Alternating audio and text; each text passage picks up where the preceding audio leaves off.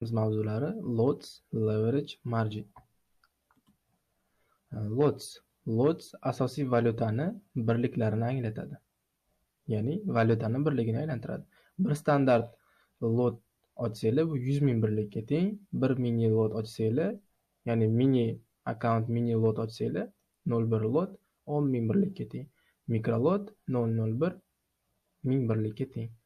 Ya'ni boya bundan oldingi darsliklarimizga e'tibor bergan bo'lsanglar, buy sell ochayotganda, misol uchun savdoga kirish hajmi borda, o'shanda necha lotdan kirish mumkin.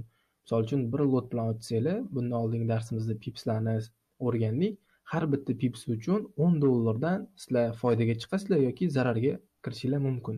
Agar 0.10 lot ochsanglar, ya'ni mini lot ochsanglar, har bitta sizlarni foydangizga yoki zararingizga yurayotgan pips uchun $1 foyda yoki zarar ko'rasizlar. Agar mikro lotda ochsanglar 001 yoki 005, 003 farqi yo'q. Mikro lotda ochsanglar, bu har bitta pips uchun sizlar 10 sentdan foyda yoki zarar qilasizlar. Buni yana sekin-sekin ko'rib boramiz. Ya'ni buni esda qoldiringlar, iloji bo'lsa yozib olinglar. Kerakli narsa. Keyingi rasm leverage va margin. Leverage sizga katta summaga ega bo'lmasdan sizga katta summaga ega bo'lmasdan shu miqdorda savdo qilishingizga imkon beradi. Margin esa leverage bilan savdoga kirishdagi shaxsiy depozitingiz. Margin bu o'zingiz akkauntingizga soladigan pulingiz bo'ladi. Leverage tanlaysiz. Misol uchun 1 ga 10, 1 ga 100. Bu degani siz kirgizgan summani 100 barobar, 1000 barobar siz tanlagan leveragega qarab katta hajmda olib chiqib beradi. Mana bu rasmda ko'rishingiz mumkin. Mana sizning pulingiz aslida qanaqa tasarruf qilyapti va bozordagi hajm. Biz ko'rdik, bozorda bir kunlik hajm, bir kunlik оборот $7 trillion ga yaqin. Leverage bo'lsa sizlar ikkalanglar o'rtanglardagi, ya'ni bozor hajmi bilan sizning pulingiz o'rtasidagi tenglikka ushab turadi.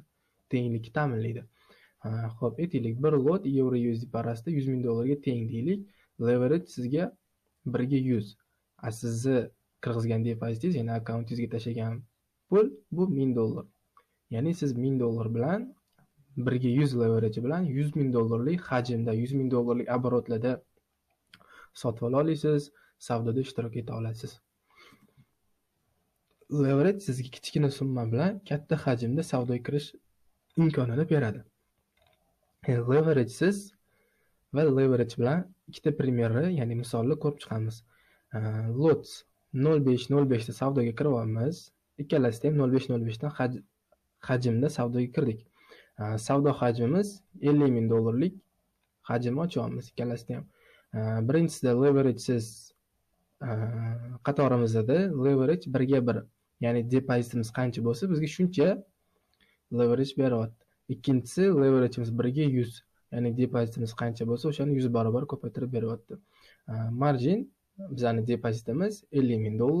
Leveragesiz akkauntda ishlasak, leverage bilan akkauntda ishlasak, atigi $500 tashlaymiz. Endi leveragesiz qatorda 300 pips foyda qildik, ya'ni $1.5 ming foyda qildik. Ikkinchi leverage bilan qatorida ham 300 pips foyda qildik va $1.5 ming foyda qildik. Endi ikkalasining farqini qaranglar. Siz leveragesiz $1.5 ming ishlash uchun $50 ming depozit qilishingizga to'g'ri kelyapti. Leverage bilan bo'lsa, atigi $500 tashab $1.5 ming savdo qilasiz. Chunki sizda leverage 1 ga 100 bo'lib turibdi. Leveragesiz $1.5 ming ishlash uchun kamida $50 ming pulingiz bo'lishi kerak. Leverage bilan $1.5 ming ishlash uchun $500 pulingiz bo'lsa yetadi. Unaqa katta kerak emas. Oddiy matematika. O'ylaymanki, buni tushundinglar. Leverage, margin. Katta leverage kichkina margin talab qiladi. Leverage brokerga qarab farq qiladi. Ya'ni kichkina leverages bo'lsa, shunga mana margin qatorida ko'rsatib qo'yilgan, shunga yarasha depozitingiz bo'lishi kerak. Ya'ni siz tanlagan leverage kamida 10% depozitingiz bo'lishi kerak. Yoki bo'lmasam boshqa misollarni ham ko'rishingiz mumkin. Hop, keyingisi katta leverage, potensial daromad, qizg'anish, kichik imkoniyat. Ya'ni katta leverage tanlab olib, potensial daromad qilaman deb, o'sha daromad ketayotgan paytda qizg'onib, yarmida yopib qo'ysanglar, o'sha bu yaxshi ish bo'lmaydi. Leverage sizni ustunligingizni oshirmaydi. U prosta sizni qayerga bormoqchi bo'lsangiz, manzilingizga tezroq yetkazib beradi. Ya'ni siz katta leverage bilan ishlab olasiz, hammadan zo'r, menda zo'r o'xshaydi degan narsa bo'lmaydi. U sizni tezroq manzilingizga yetib borishingizga xizmat qiladi. Leverage bu ikki tomonlama ustunlikka ega qilichga o'xshaydi. Misol uchun, undan to'g'ri foydalansangiz, sizni foydangizga xizmat qiladi. Undan noto'g'ri foydalansangiz, sizni zararingizga xizmat qiladi. Bu ham juda ham oddiy primer, misol.